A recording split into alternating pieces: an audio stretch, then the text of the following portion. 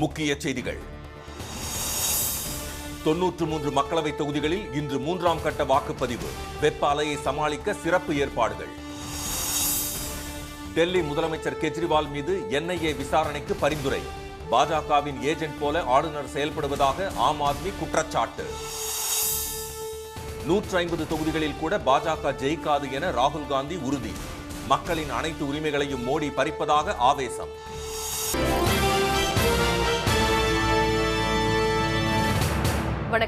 வணக்கம். மக்களவைத் தேர்தலில் 3ஆம் கட்ட வாக்குப்பதிவு 93 தொகுதிகளில் காலை 7 மணிக்கு தொடங்கி அமைதியாக நடைபெற்று வருகிறது. நாடு முழுவதும் 7 கட்டங்களாக மக்களவைத் தேர்தல் நடைபெறுகிறது. ஏப்ரல் 19ஆம் தேதி முதல் கட்ட வாக்குப்பதிவும் 26ஆம் தேதி 2ஆம் கட்ட வாக்குப்பதிவும் நடைபெற்ற நிலையில் 12 மாநிலங்களில் இன்று 3ஆம் கட்ட வாக்குப்பதிவு நடைபெறுகிறது. அதன்படி குஜராத், அசாம், பீகார், சத்தீஸ்கர், உத்தரப்பிரதேசம், மத்திய பிரதேசம், கர்நாடகா, மகாராஷ்டிரா, மேற்கு வங்கம் ஆகிய மாநிலங்களிலும், கோவா, டாட்ரா, நகர்வேலி, டாமன் டியூ ஆகிய யூனியன் பிரதேசங்களிலும் மொத்தம் 93 மக்களவைத் தொகுதிகளில் தற்போது வாக்குப்பதிவு தொடங்கி அமைதியாக நடைபெற்று வருகிறது. சூரத் தொகுதியில் பாஜக வேட்பாளர் போட்டியின்றி தேர்ந்தெடுக்கப்பட்ட நிலையில் மத்திய உள்துறை அமைச்சர் திரு அமித்ஷா போட்டியிடும் காந்திநகர் உட்பட குஜராத்தில் உள்ள மற்ற 25 தொகுதிகளிலும் இன்று ஒரே கட்டமாக தேர்தல் நடைபெறுகிறது. உத்தரப்பிரதேசத்தின் மைன்புரி தொகுதியில் சமாஜ்வாடி கட்சி தலைவர் திரு அகிலேஷ் யாதவின் மனைவி திருமதி டிம்பிள், மகாராஷ்டிராவின் பாரமதி தொகுதியில் தேசியவாத காங்கிரஸ் தலைவர் திரு சரத்பவாரின் மகள் திருமதி சுப்ரியாவும், மத்திய பிரதேசத்தின் விடிஷா தொகுதியில் முன்னாள் முதலமைச்சர் திரு சிவராஜ் சிங் சௌஹான் ஆகிய நட்சத்திர வேட்பாளர்கள் இன்று தேர்தலை எதிர்கொள்கின்றனர். கர்நாடகாவில் வெப்ப அலைக்கு எச்சரிக்கை விடுக்கப்பட்டிருப்பதால் வெயிலை சமாளிக்க சிறப்பு ஏற்பாடுகள் செய்யப்பட்டிருப்பதாக தேர்தல் அலுவலர்கள் தெரிவித்தனர். போலிங் ஸ்டாஃப் இங்கேருந்து போயிட்டு இருக்காங்க. ஸோ அவங்களுக்கு நார்மலாக நாங்கள் ஸ்டேஷனரி ஐட்டம்ஸ் எல்லாம் கொடுத்தனுப்போம். EVM மிஷின் இப்போது இது கூட ஹீட் வேவ் இருக்கிறதுனால ஒரு ஸ்பெஷல் மெடிக்கல் கிட்டு அவங்க கையில் கொடுத்துருக்கோம். ஒரு டீஹைட்ரேஷன் வரலாம், தலை சுற்றி கீழே விழுகிற இது கூட வரலாம். ஸோ இதெல்லாம் கூட அவாய்ட் பண்ணுறதுக்கு ப்ரிவென்டிவாக என்ன ஃபஸ்ட் எய்டு கொடுக்கணும், ORS, அதுக்கு தேவையான மெடிசின்ஸ் இது எல்லாம் கூட ஒரு கிட்டாக கூட நாங்கள் பண்ணி அவங்களுக்கு கொடுத்துருக்கோம். ட்ரைனிங்கில் எல்லா போலிங் ஸ்டாஃப்க்கு கூட ட்ரைனிங் கூட நாங்கள் ஹெல்த் ஆஃபீஷியல்ஸ் மூலமாக கொடுத்துருக்கோம். அது இல்லாமல் நியரஸ்ட் என்ன ஹாஸ்பிட்டல் இருக்குது அதை கூட மேப்பிங் பண்ணி வச்சுருக்கோம். 3ஆம் கட்ட தேர்தலில் 120 பெண் வேட்பாளர்கள் உட்பட 1300க்கும் மேற்பட்ட வேட்பாளர்கள் களத்தில் உள்ளனர். இந்த தேர்தலில் 13 கோடி வாக்காளர்கள் வாக்களிக்க தகுதி பெற்றுள்ளனர். சமீபத்தில் சத்தீஸ்கரில் 29 மாவோயிஸ்டுகள் சுட்டுக் கொல்லப்பட்ட நிலையில் 7 தொகுதிகளில் இன்று வாக்குப்பதிவு நடைபெறும் சூழலில் அங்கு பலத்த பாதுகாப்பு ஏற்பாடுகள் செய்யப்பட்டுள்ளன. திரு அரவிந்த் கெஜ்ரிவால் மீது NIA விசாரணை நடத்த உத்தரவிட்டுள்ள ஆளுநர் பாஜக ஏஜென்ட்டாக செயல்படுவதாக ஆம் ஆத்மி குற்றம் சாட்டியுள்ளது. டெல்லி அரசின் மதுபான கொள்கை வழக்கில் முறைகேடு நடைபெற்றதாக எழுந்த குற்றச்சாட்டில் முதலமைச்சர் திரு அரவிந்த் கெஜ்ரிவால் கடந்த மார்ச் மாதம் 21ஆம் தேதி கைது செய்யப்பட்டு திகார் சிறையில் அடைக்கப்பட்டுள்ளார். அவரது கைதை எதிர்த்து தொடரப்பட்டுள்ள வழக்கை விசாரித்த உச்சநீதிமன்றம் இடைக்கால ஜாமீன் வழங்குவது குறித்து பரிசீலிக்க அமலாக்கத்துறைக்கு அறிவுறுத்தியது. இது தொடர்பான விசாரணை இன்று மீண்டும் நீதிபதி திரு சஞ்சீவ் கண்ணா அமர்வில் வர உள்ளதால் திரு கெஜ்ரிவாலுக்கு இடைக்கால ஜாமீன் வழங்கப்படுமா என்ற எதிர்பார்ப்பு எழுந்துள்ளது. இந்நிலையில் திடீர் திருப்பமாக தடை செய்யப்பட்ட காலிஸ்தான் அமைப்பிடமிருந்து நிதி பெற்றதாக எழுந்த புகாரில் திரு அரவிந்த் கெஜ்ரிவாலிடம் NIA விசாரணை நடத்த துணைநிலை ஆளுநர் திரு சக்சேனா பரிந்துரைத்துள்ளார். 2014ஆம் ஆண்டு திரு கெஜ்ரிவால் அமெரிக்கா சென்றிருந்த போது இந்தியாவில் தடை செய்யப்பட்ட அமைப்பான காலிஸ்தான் அமைப்பின் முக்கிய தலைவர்களை சந்தித்து பேசியதாகவும், அப்போது தேவிந்தர் சிங் புல்லார் என்ற காலிஸ்தான் பயங்கரவாதி விடுதலை தொடர்பாக பேச்சுவார்த்தை நடத்தியதாகவும், பின் அந்த அமைப்பிடமிருந்து அரவிந்த் கெஜ்ரிவால் நிதியுதவி பெற்றதாக புகார் கூறப்பட்டது. ஆனால் பாஜகவுடன் சேர்ந்து திரு அரவிந்த் கெஜ்ரிவாலுக்கு எதிராக ஆளுநர் மிகப்பெரிய சதித்திட்டம் தீட்டுவதாக ஆம் ஆத்மி கட்சியின் திரு சௌரவ் பரத்வாஜ் குற்றம் சாட்டியுள்ளார். டெல்லியில் உள்ள 7 தொகுதிகளிலும் பாஜக தோல்வி உறுதி என்ற அச்சத்தினாலேயே இதுபோன்ற சதி செயலில் ஈடுபட்டுள்ளதாகவும், ஆளுநர் அக்கட்சியின் ஏஜென்ட்டாக செயல்படுவதாகவும் அவர் புகார் தெரிவித்தார். அரசியல் சாசனத்தை மாற்ற துடிக்கும் பாஜக 150 இடங்களில் கூட வெற்றி பெறாது என்று காங்கிரஸ் MP திரு ராகுல் காந்தி தெரிவித்துள்ளார். மத்திய பிரதேச மாநிலம் அலிராஜ்பூரில் நேற்று பிரச்சாரம் செய்த அவர், மத்தியில் காங்கிரஸ் ஆட்சிக்கு வந்தால் தேசிய ஊரக வேலைவாய்ப்பு திட்ட பயனாளிகளுக்கு ஊதியம் 400 ரூபாயாக உயர்த்தப்படும் என்று உறுதியளித்தார். சாதிவாரி கணக்கெடுப்பு நடத்தப்படும் என்றும் இடஒதுக்கீட்டிற்கான 50% உச்சவரம்பு நீக்கப்படும் என்றும் திரு ராகுல் காந்தி தெரிவித்தார். திரு மோடி 3வது முறையாக ஆட்சிக்கு வந்தால் இடஒதுக்கீட்டை ரத்து செய்து விடுவார் என்று குற்றம் சாட்டிய அவர், இந்த தேர்தல் அரசியல் சாசனம் மட்டுமல்லாது பழங்குடியின மக்களின் தண்ணீர், வனம் மற்றும் நிலத்தை பாதுகாப்பதற்கான தேர்தல் என்று கூறினார். அரசியல் சாசனத்தை மாற்றவே 400 தொகுதிகளை தாருங்கள் என்று மக்களிடம் பாஜக கேட்பதாக திரு ராகுல் காந்தி தெரிவித்தார். और बीजेपी के नेताओं ने साफ बोल दिया है कि अगर वो चुनाव जीतेंगे तो वो इस किताब को बदल के परे कर देंगे। इसलिए उन्होंने 400 सीट का नारा दिया था। 400 सीट छोड़िए, उनको 150 सीट नहीं मिलने वाली है।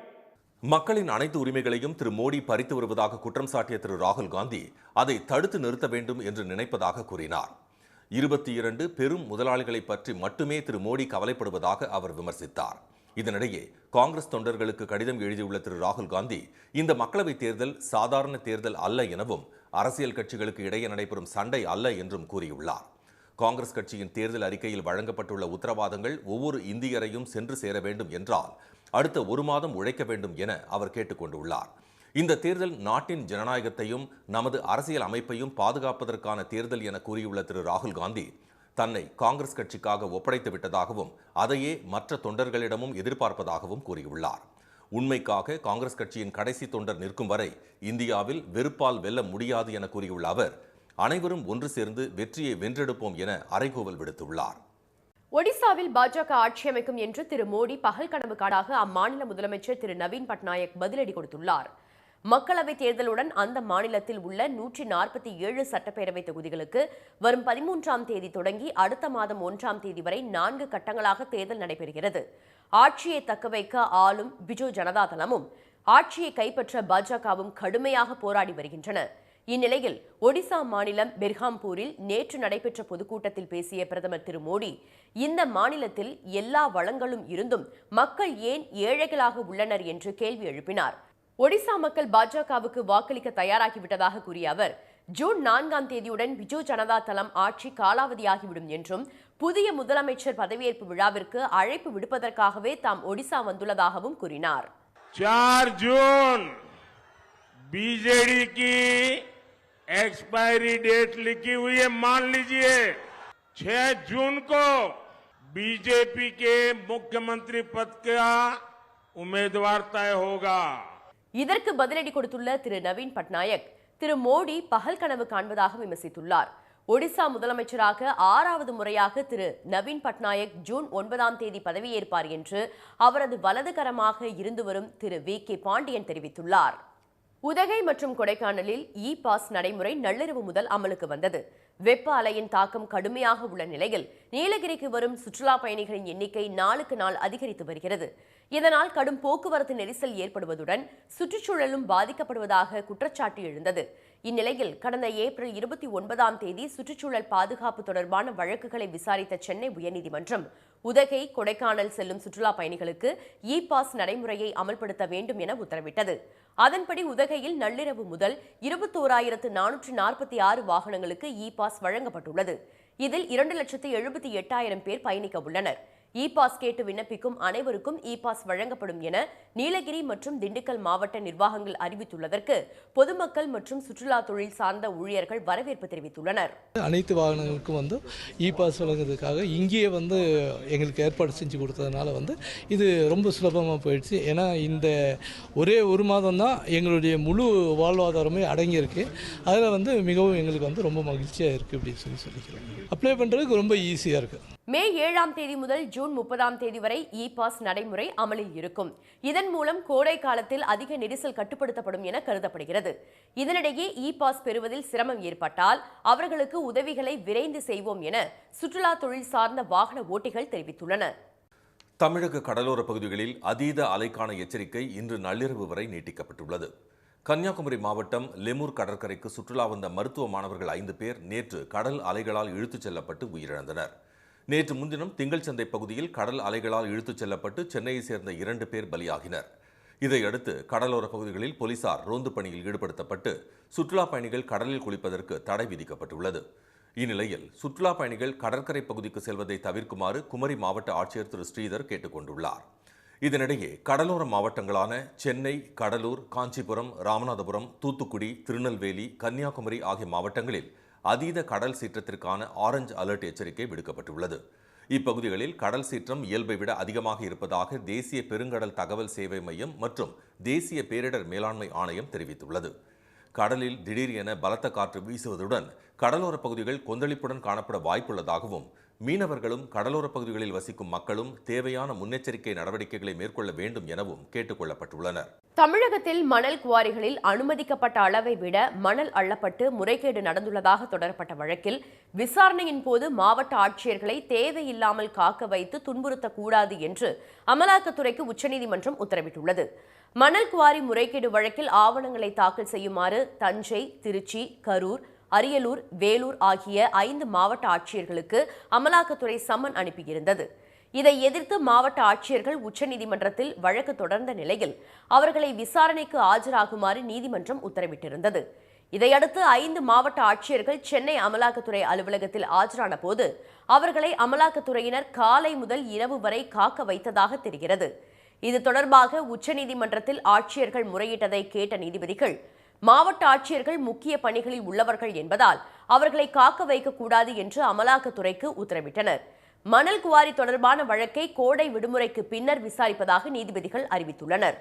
சிதம்பரம் நடராஜர் கோவிலில் உள்ள கோவிந்தராஜ பெருமாள் கோவில் பிரம்மோற்சவத்தை பொது தீட்சிதர்கள் குழு தடுப்பதாக பெருமாள் கோவில் அறங்காவலர் உயர்நீதிமன்றத்தில் குற்றம் சாட்டியுள்ளார். சிதம்பரம் கோவிந்தராஜ பெருமாள் கோவிலில் பிரம்மோற்சவம் நடத்த எதிர்ப்பு தெரிவித்து TR ரமேஷ் என்பவர் சென்னை உயர்நீதிமன்றத்தில் வழக்கு தொடுத்திருந்தார். இந்த வழக்கில் கோவிந்தராஜ பெருமாள் கோவில் செயல் அதிகாரி திரு திருவேங்கடவன் சார்பில் இந்து சமய அறநிலையத்துறை சிறப்பு வழக்கறிஞர் திரு அருண் நடராஜன் பதில் மனு தாக்கல் செய்துள்ளார். அதில் இரு கோயில்களும் ஒரே வளாகத்தில் அமைந்துள்ள போதிலும் பெருமாள் கோயில் தனிப்பட்ட நிர்வாகத்தில் செயல்பட்டு வருவதாக தெரிவிக்கப்பட்டுள்ளது. எனினும் 1979ஆம் ஆண்டு முதல் கோவிந்தராஜ பெருமாள் கோவிலில் பிரம்மோற்சவம் நடத்த முயற்சிகள் எடுக்கப்பட்டு வருவதாகவும், ஆனால் அதற்கு அனுமதி அளித்து அறநிலையத்துறை ஆணையர் உத்தரவு பிறப்பித்த போதும் நடராஜர் கோவில் பொது தீட்சிதர்கள் குழு ஒத்துழைப்பு வழங்காமல் பிரம்மோற்சவத்தை தடுத்து வருவதாக குற்றம் சாட்டப்பட்டுள்ளது. தற்போது வரும் 25 முதல் 29ஆம் தேதி வரை கோவிந்தராஜ பெருமாள் கோவிலில் பிரம்மோற்சவம் நடத்த பக்தர்களும் அறங்காவலர்களும் ஏற்றுக்கொண்டிருப்பதால் அதற்கு எதிர்ப்பு தெரிவித்து தாக்கல் செய்யப்பட்ட மனுவை தள்ளுபடி செய்ய வேண்டும் என அதில் வலியுறுத்தப்பட்டுள்ளது. இந்த வழக்கு நீதிபதிகள் திரு R மகாதேவன் மற்றும் திரு PT ஆதிகேசவலு சிறப்பு அமர்வில் வரும் 10ஆம் தேதி மீண்டும் விசாரணைக்கு வருகிறது. கூடலூர் பகுதியில் ஏற்பட்டுள்ள கடும் வறட்சியால் நாட்டு மாடுகள் செத்துமடியும் நிலையில் அவற்றை காப்பாற்றும் முயற்சியில் கால்நடை பராமரிப்பு துறையினர் ஈடுபட்டுள்ளனர்.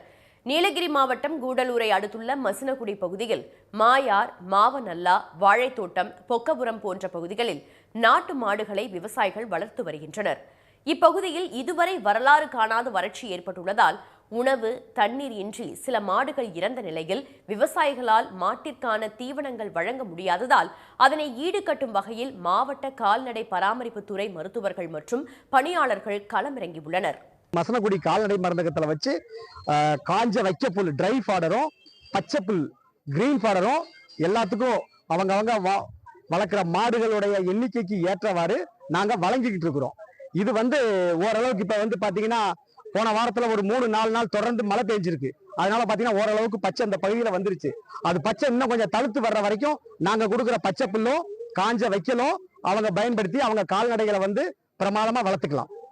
முதல் கட்டமாக உணவு, தண்ணீர் இன்றி பாதிக்கப்பட்டுள்ள மாடுகளை ஆய்வு செய்து பசுந்தீவனங்களை வழங்கி தாது உப்பு கரைசலுடன் மாடுகளை காப்பாற்றும் முயற்சிகளில் அவர்கள் ஈடுபட்டுள்ளனர்.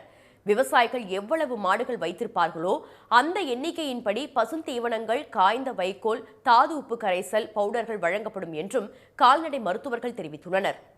தமிழ்நாட்டில் BE, BTech உள்ளிட்ட பொறியியல் படிப்புகளுக்கான சேர்க்கைக்கு முதல் நாளிலேயே 20,000த்திற்கும் மேற்பட்ட மாணவர்கள் விண்ணப்பித்துள்ளனர். +2 தேர்வு முடிவுகள் நேற்று வெளியான நிலையில் பொறியியல் படிப்புகளில் சேர்வதற்கு வரும் ஜூன் 6ஆம் தேதி வரை இணையதளத்தில் விண்ணப்பிக்கலாம் என அறிவிக்கப்பட்டிருந்தது. இந்நிலையில் முதல் நாளிலேயே நேற்று இரவு நிலவரப்படி 20,097 மாணவர்கள் விண்ணப்பித்துள்ளனர்.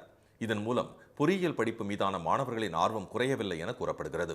கடந்த ஆண்டு 474 பொறியியல் கல்லூரிகள் கலந்தாய்வில் பங்கேற்ற நிலையில் மொத்தமுள்ள 2,21,196 இடங்களில் 1,69,887 இடங்கள் நிரம்பின.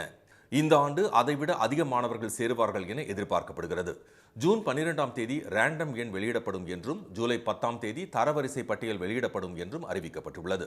இந்த ஆண்டு ஆர்டிஃபிஷியல் இன்டெலிஜென்ஸ், மெடிக்கல் என்ஜினியரிங் போன்ற படிப்புகளை ஏராளமான பொறியியல் கல்லூரிகள் புதிதாக தொடங்கியுள்ளன என்பது குறிப்பிடத்தக்கது.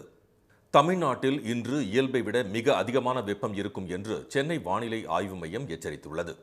ஒரு மாதமாக கோடை வெயில் கொளுத்தி வந்த நிலையில் கடந்த 2 நாட்களுக்கு முன்பு அக்னி நட்சத்திரம் எனப்படும் கத்திரி வெயில் தொடங்கியதால் வெப்பம் சுட்டெரித்து வருகிறது. எனினும் ஒரு சில இடங்களில் கோடை மழை பெய்து வருவதால் அதன் தாக்கம் சற்றே தணிந்துள்ளது. இந்நிலையில் வட தமிழக உள் மாவட்டங்களில் இன்று ஒரு சில இடங்களில் அதிகபட்ச வெப்பநிலை இயல்பை விட 3 முதல் 5 டிகிரி செல்சியஸ் வரை மிக அதிகமாக இருக்கக்கூடும் என்றும், அடுத்த 4 நாட்களுக்கு தமிழகத்தின் உள் மாவட்டங்களில் ஒரு சில இடங்களில் அதிகபட்ச வெப்பநிலை இயல்பை விட 2 முதல் 4 டிகிரி செல்சியஸ் வரை அதிகமாக இருக்கக்கூடும் என்றும் வானிலை மையம் எச்சரித்துள்ளது. அதே நேரத்தில் வரும் 10ஆம் தேதி வரை தமிழகத்தின் ஒரு சில இடங்களில் இடி, மின்னல் மற்றும் பலத்த காற்றுடன் மழை பெய்யக்கூடும் என வானிலை ஆய்வு மையம் தெரிவித்துள்ளது. கோவை, நீலகிரி, சேலம், ஈரோடு, கிருஷ்ணகிரி, தருமபுரி மற்றும் திருப்பத்தூர் மாவட்டங்களில் இன்றும், நெல்லை, தென்காசி, தேனி, திண்டுக்கல், விருதுநகர் மாவட்டங்களில் நாளையும் கனமழை பெய்யும் என வானிலை மையம் எச்சரித்துள்ளது. சென்னையை பொறுத்தவரை வானம் ஓரளவு மேகமூட்டத்துடன் காணப்படும் என்றும், நகரின் ஒரு சில பகுதிகளில் லேசானது முதல் மிதமானது வரை மழை பெய்ய வாய்ப்புள்ளதாகவும் தெரிவிக்கப்பட்டுள்ளது. இதனிடையே நேற்று தமிழ்நாட்டில் 16 இடங்களில் வெயில் சதமடித்தது. ஈரோடு மற்றும் கரூர் பரமத்தியில் 110 டிகிரி ஃபாரன்ஹீட் வெப்பம் சுட்டெரித்தது. திருச்சி, வேலூரில் 109 டிகிரி ஃபாரன்ஹீட்டும், அருப்புக்கோட்டை மற்றும் மதுரை விமான நிலையத்தில் 108 டிகிரி ஃபாரன்ஹீட்டும் வெயில் வாட்டி வதைத்தது. திருத்தணி, திருப்பத்தூர் ஆகிய இடங்களில் 107 டிகிரி வெயில் கொளுத்தியது. பாளையங்கோட்டையில் 106 டிகிரியும், மதுரை நகரம், சேலத்தில் 105 டிகிரியும் வெயில் சுட்டெரித்தது. தருமபுரி, தஞ்சாவூரில் 104 டிகிரி கொளுத்திய வெயில் மீனம்பாக்கத்தில் 102, கோவையில் 101, நாகையில் 100 டிகிரி வரை வெப்பம் பதிவானது. மீண்டும் முக்கிய செய்திகள். மக்களவைத் தேர்தலில் 3ஆம் கட்ட வாக்குப்பதிவு 93 தொகுதிகளில் காலை 7 மணிக்கு தொடங்கி அமைதியாக நடைபெற்று வருகிறது. அரவிந்த் கெஜ்ரிவால் மீது NIA விசாரணை நடத்த உத்தரவிட்டுள்ள ஆளுநர் பாஜக ஏஜென்ட்டாக செயல்படுவதாக ஆம் ஆத்மி குற்றம் சாட்டியுள்ளது. அரசியல் சாசனத்தை மாற்ற துடிக்கும் பாஜக 150 இடங்களில் கூட வெற்றி பெறாது என்று ராகுல் காந்தி தெரிவித்துள்ளார். இத்துடன் இந்த செய்திகள் நிறைவடைகின்றன. மீண்டும் சன் டிவியில் செய்திகள் மாலை 6 மணிக்கு. செய்திகளை உடனுக்குடன் தெரிந்து கொள்ள சன் நியூஸ் தொலைக்காட்சியை பாருங்கள். வணக்கம். வணக்கம்.